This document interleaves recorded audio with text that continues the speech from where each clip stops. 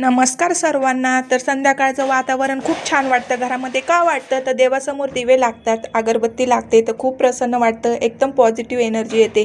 त्यानंतर राजवीला मी भाजीसाठी मटर सोलण्यासाठी दिले होते, तर त्याचं सोलण्याचं कमी खाण्याचंच जास्त चालू होतं.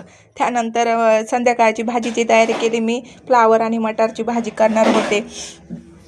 तर म्हटलं पोळ्या झाल्या होत्या तर भाजी करून घ्यावं म्हटलं, तर भाजी एका गॅसवर टाकली आणि भांडे लावून घ्यावं म्हटलं घासलेले. त्यानंतर भाजी एकदम चमचमीत झाली होती, छान झाली होती. त्यानंतर आज कपडे धुतले होते तर घड्याच नव्हत्या घातल्या, तर म्हटलं कपड्याच्या घड्या घालावा आणि ठेवून द्यावा बास्केटमध्ये. तर तेवढ्यात मला राजवीने आवाज दिला. तर त्याचं काय, गाडीवर बसून नागिन डान्स करत होता आणि दुकान लावलं होतं. दुकान बघण्यासाठी मला बोलवत होतं तिकडे. त्याच बाहेरचं वातावरण पण खूप थंड झालं होतं. बारीक बारीक पाऊस पण यायला लागला होता.